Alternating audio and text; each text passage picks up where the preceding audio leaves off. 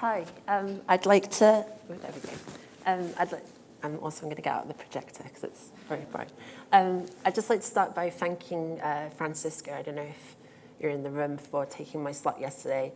I arrived a few days ago and have been horribly sick in my room upstairs in the Ibis ever since. So hopefully it won't affect the talk too much. But I'm alive and standing, and according to my doctor, not contagious. So you're all very safe. But yeah, that's greatly appreciated, because I don't think I could have done this tomorrow. Let's see if I can do it now. So my name is Becky Conning. I'm an application developer from Slam Data.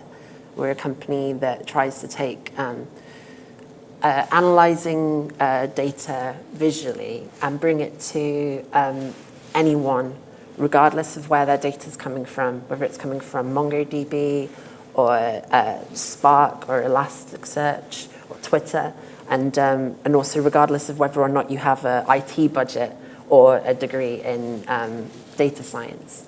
And the way we do that is we use functional programming, both on the back and the front end. So to start off with, I think that within software development, web technologies get a pretty bad rap. It's sort of quite divided between people who look to the future and say everything will be in a browser in 10 years' time, and people will say, well, that stuff's kind of going to die out, or at least I don't like it, or I don't think it's very good. But web technologies are actually a really great solution. They help us provide the latest features of our applications to people as soon as they're ready. No pestering people for updates, no people running old versions that we're no longer supporting. And that has its pros and cons, but it certainly has its pros.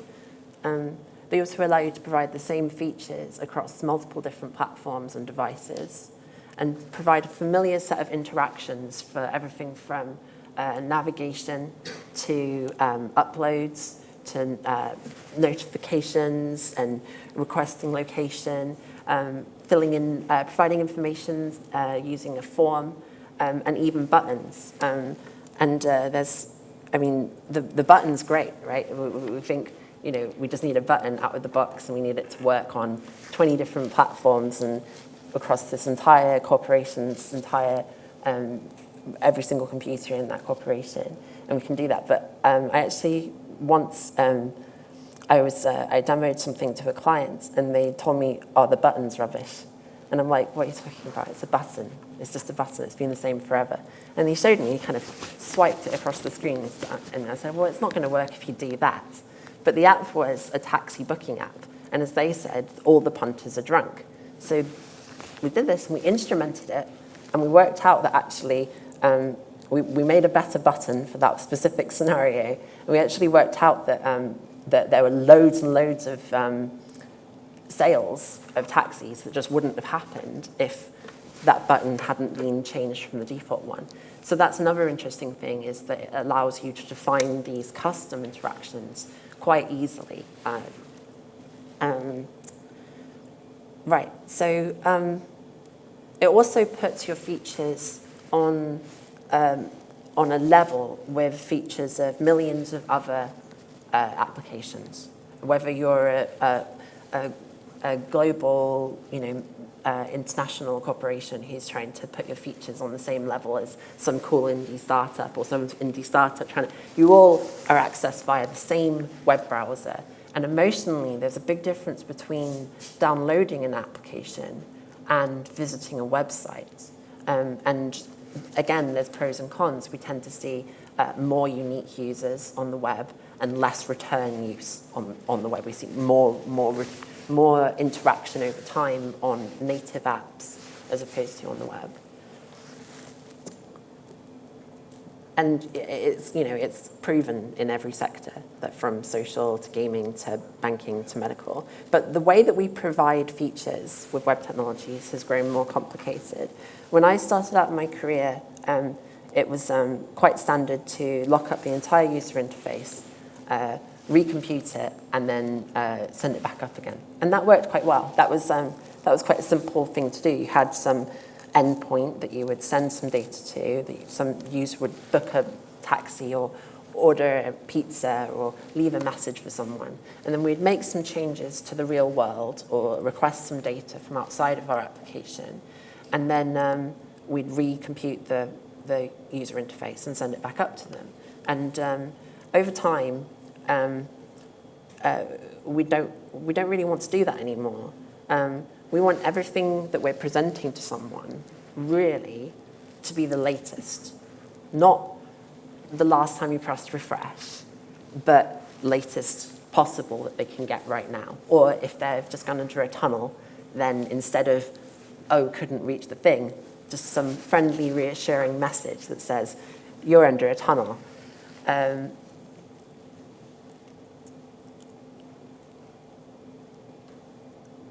Sorry.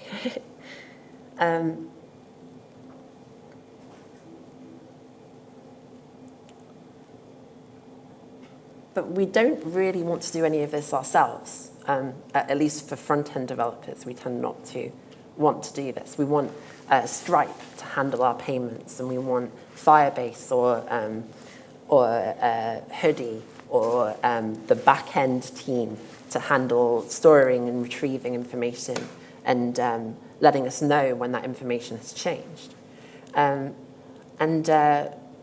What we want to focus on is wrapping these up things, all these different effects and different ways of changing the world up into engaging features which people can use, features that produce value for someone. And I'd hope one of the people getting value out of that situation would be the person using the feature, although in the case of betting applications, that's not always the case.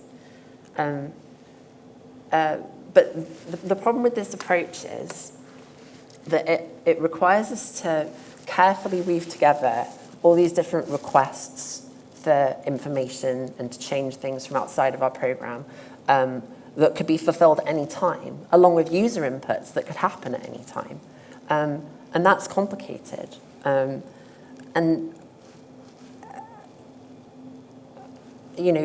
Basically you have,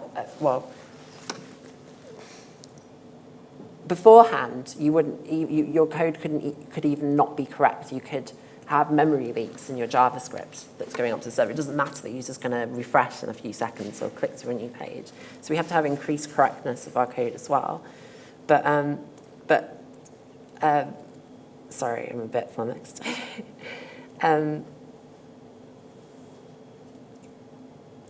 So how did we achieve this? We achieved this in JavaScript with callbacks, which were great because they made the problem solvable. We could at least make something that seemed to work.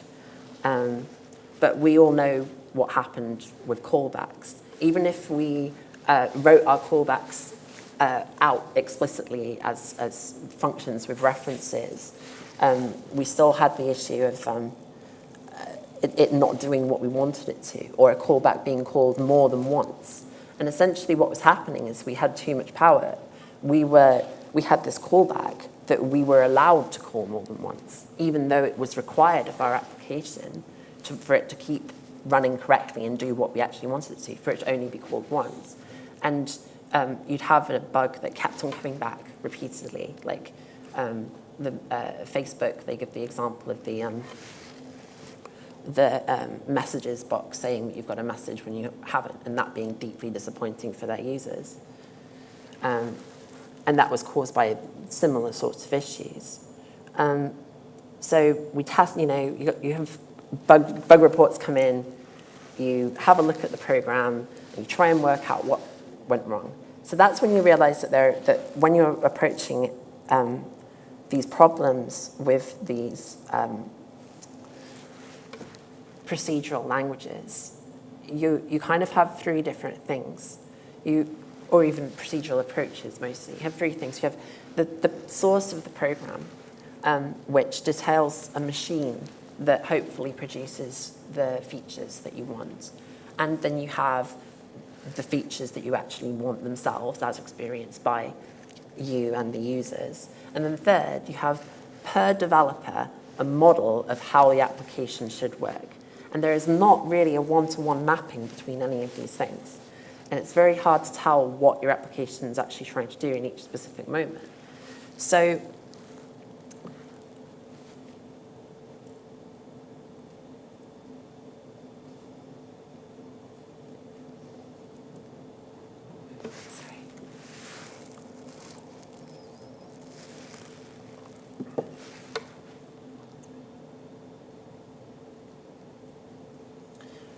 So, what am I trying to say here?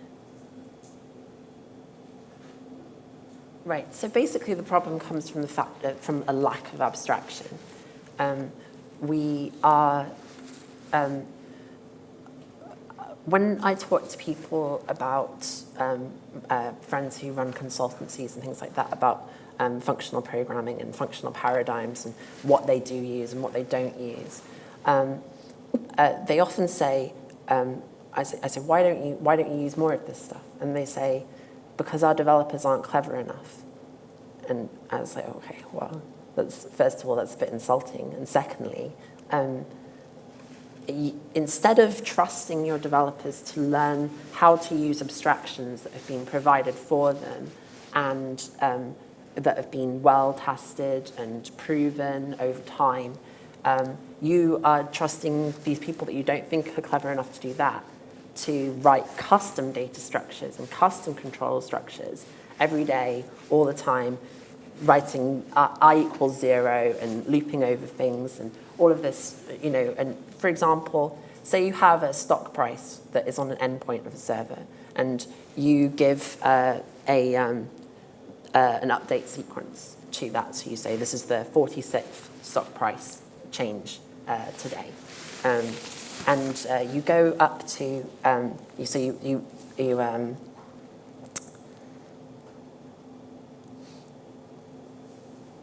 you get some initial value from the server, you construct a URL of it, you long poll on that URL, wait for a response, and then produce a new URL using some value from that response to repoll the server. And this is a pattern that happens a lot, where you are just trying to get something sequentially from a server. But programs only move in certain ways. This is one pattern of how you might get information from somewhere. But repeatedly, this is written custom for not just each application, but each endpoint in each application.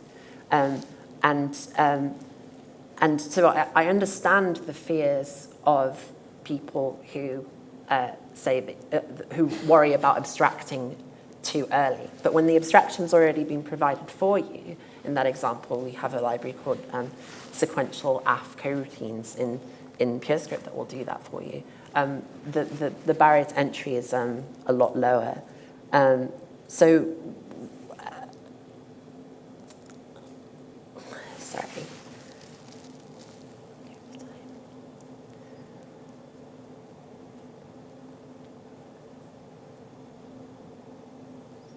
So what we're trying to do is we're trying to give up responsibility towards these, to these things. You're trying to put it onto someone else's back and stand on the shoulders of giants. And learning to use these valuable abstractions instead of designing our own control structures.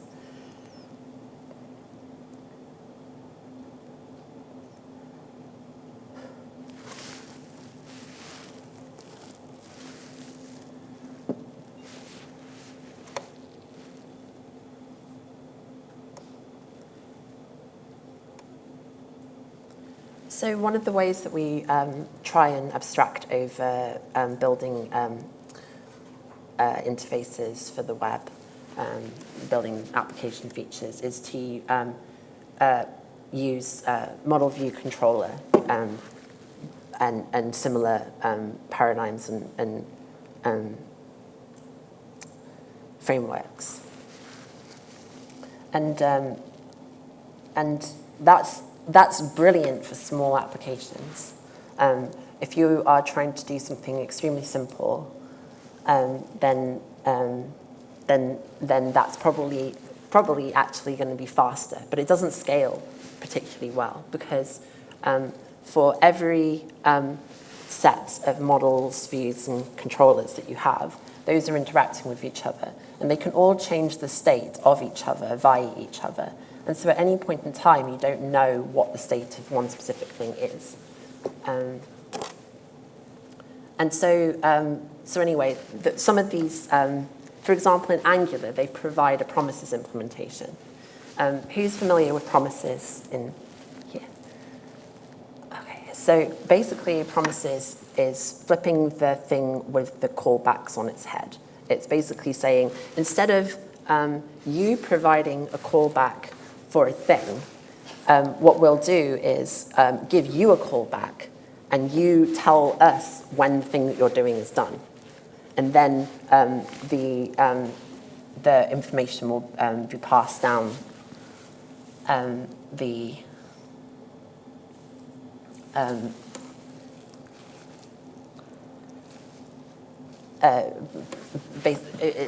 it's a way of abstracting over a piece of information that you don't have yet. You have a value which you can pass around, and then you can provide with another function.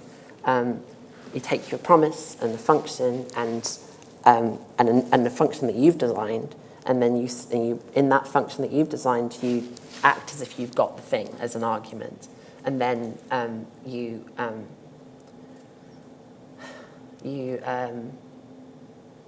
can chain these together by repeatedly using then to do this.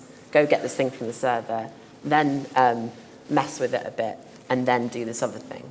And yeah, so, sorry, I'm suddenly feeling more ill than I was before. And then there's also React.js and other sort of reactive programming paradigms, which I always think of as promises that can be fulfilled more than once.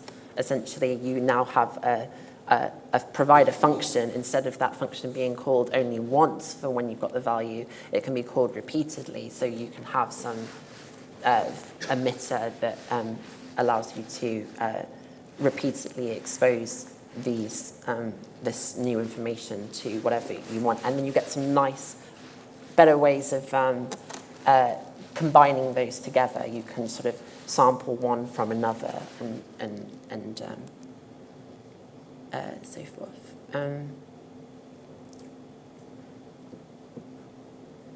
So coming back to that model view controller situation. So and any sort of direct DOM manipulation, because if you make a change to the DOM yourself, then you then have to keep that in your mind and write all of your code keeping in mind the fact that you've written to the DOM. But there's nothing to say that you've done that. There's no context which you are within to do that.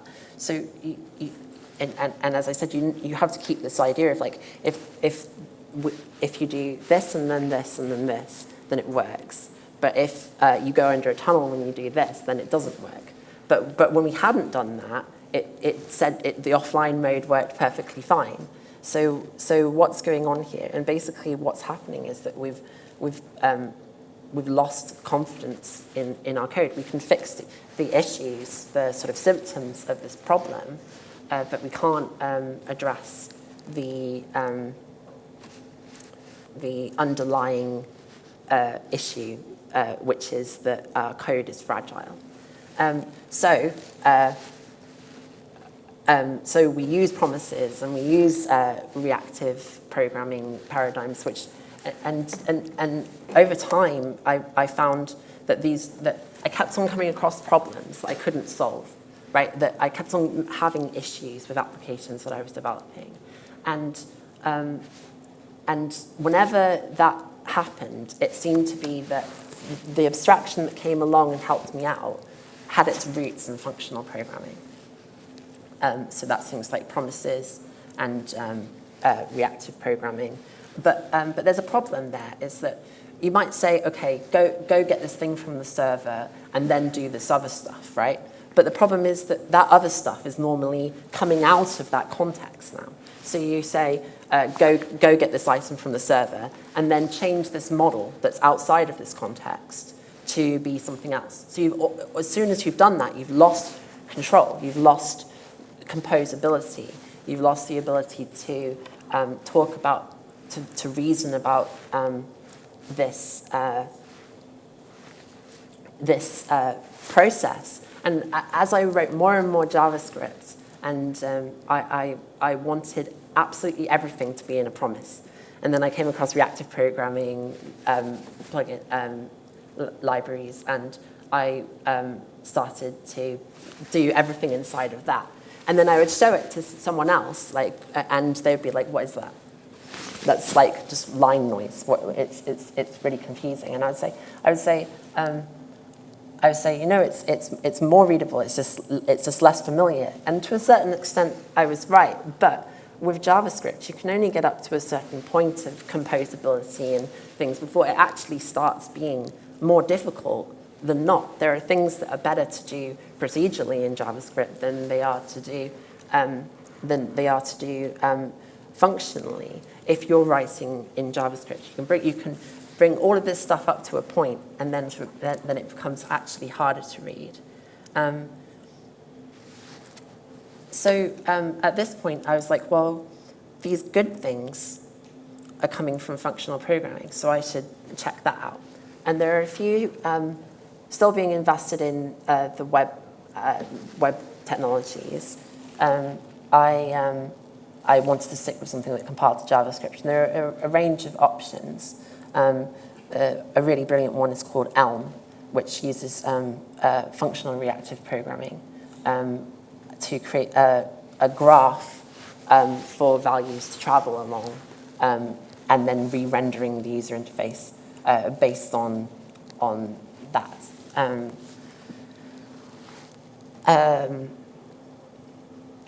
But it's really good, but it didn't do everything I wanted it to do. I couldn't get that sequential polling stuff working in it, and I also couldn't. It also seemed quite difficult to compose together one Elm program that I'd written and another one. It was sort of felt a lot easier to write it all in one big project, which seemed like maybe a route of fragility to me. So I kept going, and I looked at a bunch of different options, and I came across PureScript. And I only started learning this stuff about a year ago. I think a lot of people. So who in this room has learned a functional programming language? Oh wow, okay. I wasn't expecting that. Okay, so who in this room was functional programming their first language? Or did everyone learn? Oh, so there's one at the back. So for most people, functional programming is terribly scary. It's like learning a song on a piano and then and you play that song at, I don't know, when your friends come over or whatever, and then suddenly someone puts a piano in front of you and says, play something different. You're like, no, I can only play that one tune. And so you might sit down and try and learn another tune, but you sort of get frustrated. You go, oh, I could play something satisfying that isn't this. So why should I bother with it? And so I think a big part of functional programming is really keeping your confidence up and just sticking with it so that you can learn these new paradigms and get used to it. So what is it about functional programming that we want? We want directness, we want declarativeness, and we want purity. So by purity, we mean that that there's only an input and an output. There are no indirect inputs or outputs. And that simplifies everything, because we come back to that point before about chains of promises, where you do one thing and you get a thing from a server and then send it up to another server, and then you've got the value, so then to get some other information that's based on the first request, and then you want to update your data model using the second result of the thing. That's fine up to that point, because as soon as at this point you were using the result of that one inside of this piece of code only, this scope, this dot then, and then what you wanted to do with it. That was the only place where you were dealing with that information. But then, because because you can in JavaScript, you move out of that context and you create an effect external to it, which isn't abstracted or recorded or whatever inside of the promise chain.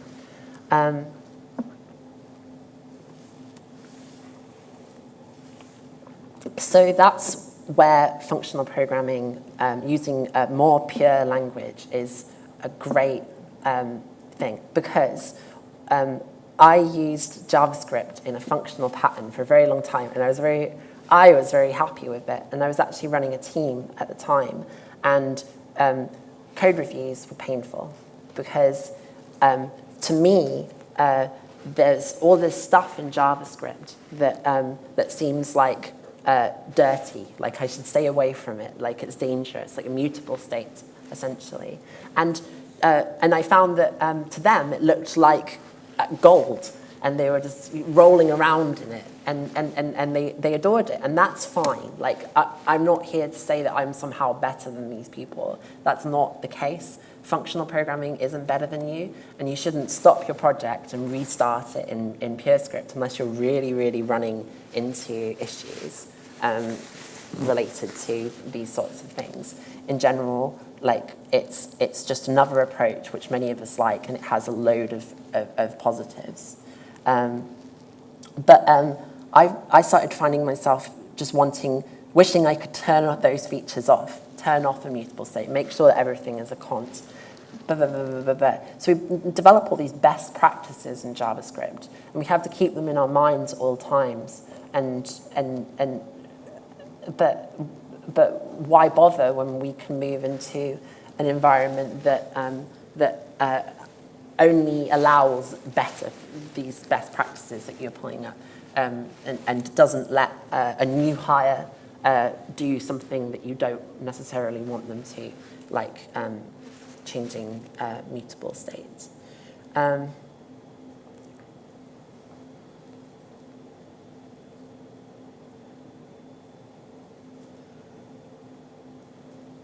So is everyone in the room comfortable with the concept of a pure function?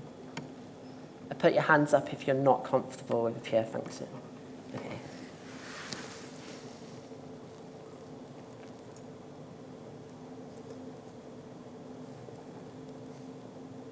So purity is great, apart from it doesn't really do anything on its own. You have to change something in the real world eventually. You have to print something to the screen or get some response from your user. So you need to have you need to be able to make these changes and requests and be able to abstract over them. So those two things seem to be at odds with each other. So I'll introduce PureScript a bit more. So PureScript.org. So PureScript is a non-lazy Haskell that compiles to JavaScript, and it doesn't have any runtime. It just creates really basic, just JavaScript that can run anywhere, and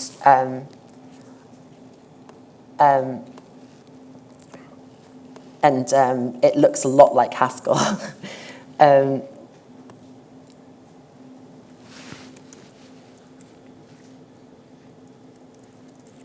So let me find an example here. So this is an application that I wrote the other day. It's a bit messy, but because I've been ill and I plan to tidy it up, but I haven't had a chance. But essentially, if you look at this function here, this is a pure function, right? It's very simple. We have we're using pattern matching, so if people aren't familiar with that, here we're saying that this search is a function from a string to an array of contacts to another array of contacts. So these are the two arguments, and that's the return type. We have search And if we are searching for the empty string, then we just give back whatever we are given. So we make no change to the input that we're given. And then after that, if otherwise, we filter it by a predicate. So whatever array we're given, we filter it by this predicate. And then down here, all we do is make sure that if we put them both into lowercase, make sure that the second one contains the first one. So we can see that doing its thing here. Oh, we have to create some context first.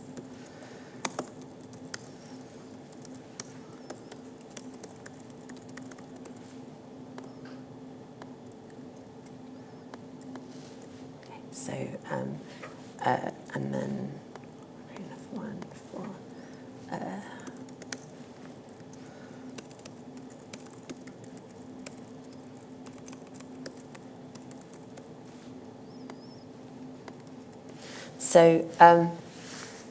So if I type in David here, then we'll only have David and as such. So this is doing that, but it can't do that on its own. This isn't actually changing anything. So if there's something wrong with this function, if our search is acting incorrectly, then we can look at just this one place and discern it without it being affected by anything else in the world, which is great. Like being able to reason about your code in these small, reusable blocks is so useful, and it really helps me sleep at night. To be honest, it's a case of you can really reason about these things easily. However, it doesn't do anything. So how can we do something that does something like in the real world? What we do is we use a foreign function interface. So the idea is that you write some functions in some other language, and then you provide types for those so that you can reason about them afterwards. And it's your responsibility to get those types right. And I have come across errors where I've downloaded a library and gotten the wrong thing back because the wrong thing is in the library. But that was quite a long time ago. That was the one time I saw it, but it does happen. So functional programming isn't, this sort of programming isn't without its flaws, but essentially, here's an example where we've defined just a common JS module, very simple common JS module that just has two functions, which are basically just exposing the get item and set item of the window.local storage thing. Now you can make this function better by providing the window some other way, such that if this code is run on something which doesn't have a window, you could provide an alternative implementation or have it inside of some context. But for this example, it's very simply exposing this thing. And then we provide some types to those. So here we're saying that get is a function that takes a string and then gives you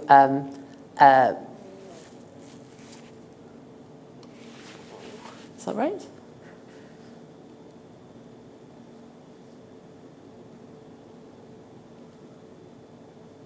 Well, anyway, even if this is wrong, it gives you an effect that returns a string.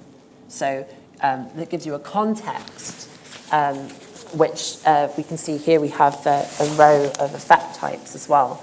In this case, we define this up here, and you actually apply them to them yourself, such that if a context doesn't support this, then you can kind of say when you're defining a function what effects you want it to support for some added safety. But essentially, and then the other one, it takes a string and another string, and it gives you back an effect of unit, which is basically like, we don't care what the result is, we just need some value. And then those can be used. For example, here we do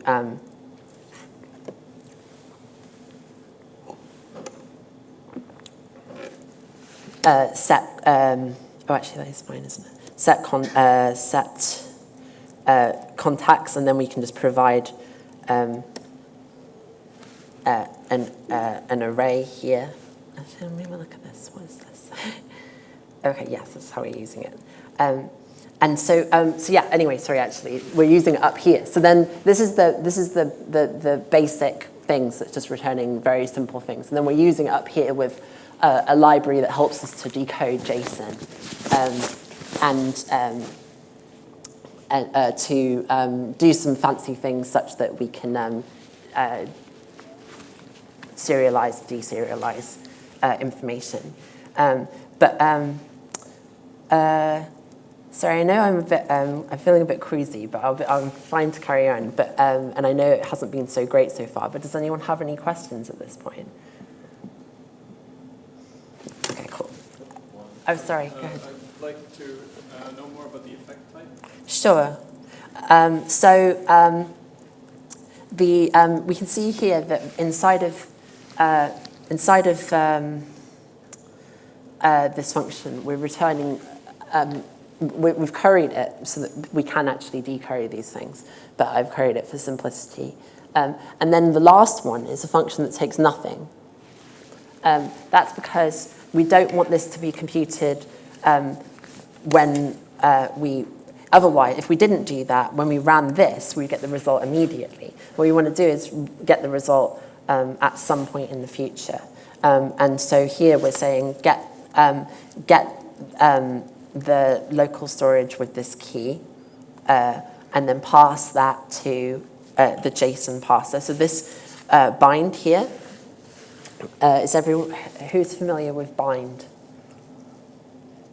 Okay, so not everyone. So basically this is a genericized, you can make a .then of promises out of this. And essentially what this is doing is it's saying, this function on this side is to be passed the value that comes out of this context when it's available.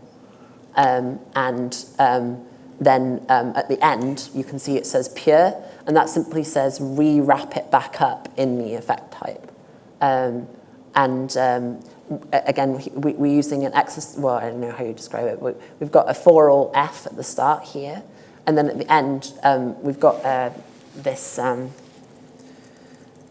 f here, which says that we can also accept any other effect. So if we're working in a context that is doing other things, we can allow that. We don't have to just have local storage. And in fact, you don't necessarily need to use local storage if you have an effect in here. It doesn't throw an error if you don't use it. It's just showing you what is available. And if we tried to use something else in here that wasn't local storage, like DOM or console or whatever, then it would throw an error because you have to explicitly say what you're doing. But then this f here is sort of like they get kind of nested inside of each other and then flattened out, so you can put any other thing that does any other effect into there.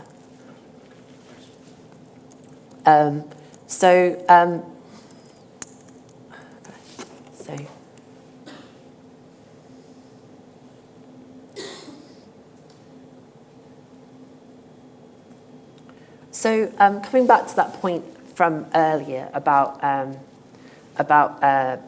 reproducing the user interface every time a user does something, right? Re-rendering the entire user interface. Well, it turns out that was a really good idea. It might not have quite done what we wanted it to do, but it was really simple because we basically defined a language for interacting with our application that was the API of our application, the HTTP API. And then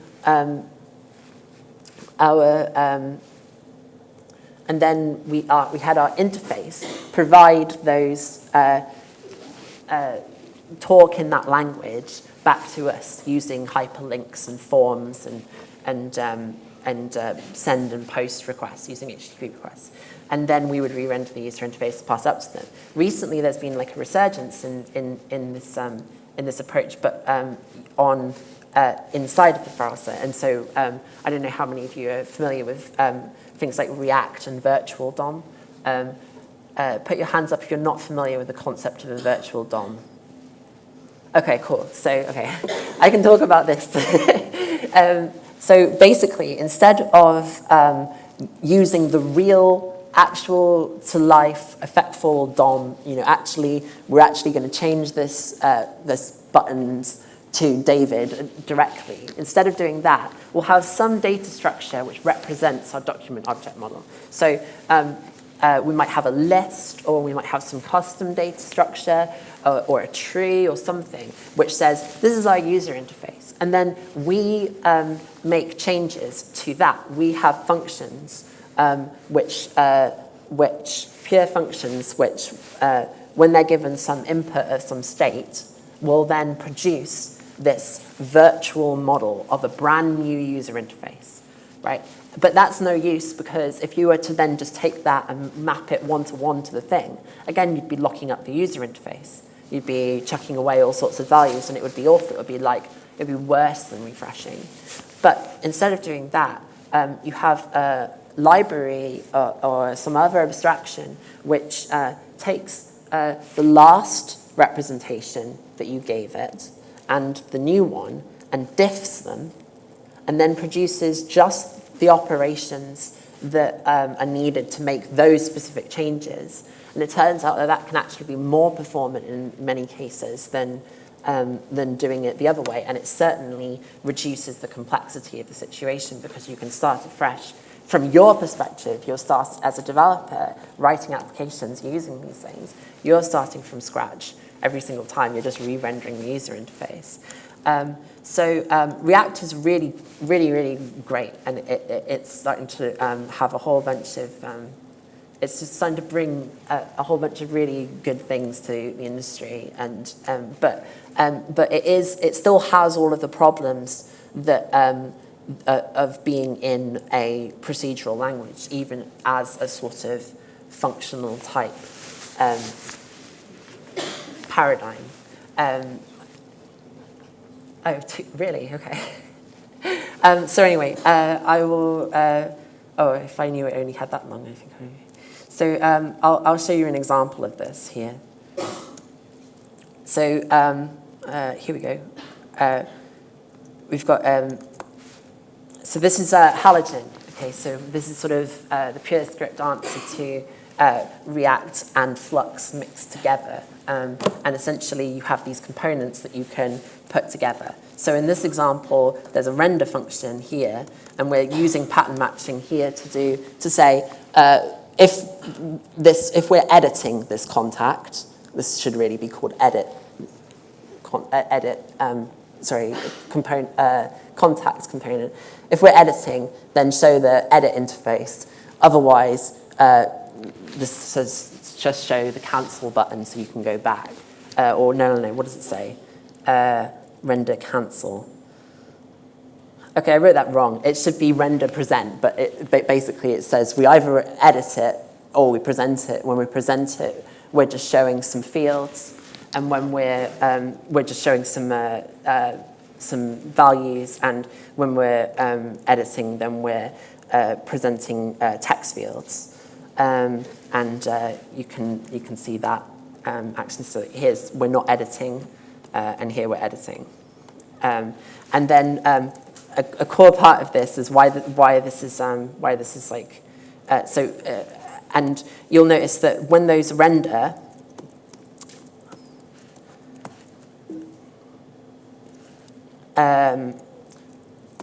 these render things all have they output component HTML edit queries. Edit query is now the language that we can use as if we were talking to a backend server, but to talk to ourselves to then change our state, and then we re-render. So we can see here, this is all the things that the contact component can do. You can see that it can be done, it can go back, cancel, edit contact, and change the names of these 3 things. So we have a very explicit thing. If we were doing this with the back end, this is what we'd be doing as well. And so we can render a representation of some HTML, of some user interface, which has some query inside of it, some query language, such that you can talk to yourself and make changes to yourself, which allows you to be, I was going to do a demo, but I've got like -1 minute left. I should have just done the demo. Which allows you to make these changes. And then just one last thing, the nice thing about this is that you can, doing this in this specific thing, is that you have this thing called slot that allows you to slot in another component. So you can write these components to be reusable and use them inside of each other. And you provide sort of a route for these queries to go down. Children can't query their parents, but parents can observe queries that are evaluated by their children in an abstraction that prevents infinite loops. Sorry that I was ill. I'm perfectly happy to answer any questions on my free time afterwards. And thank you very much for sticking with me.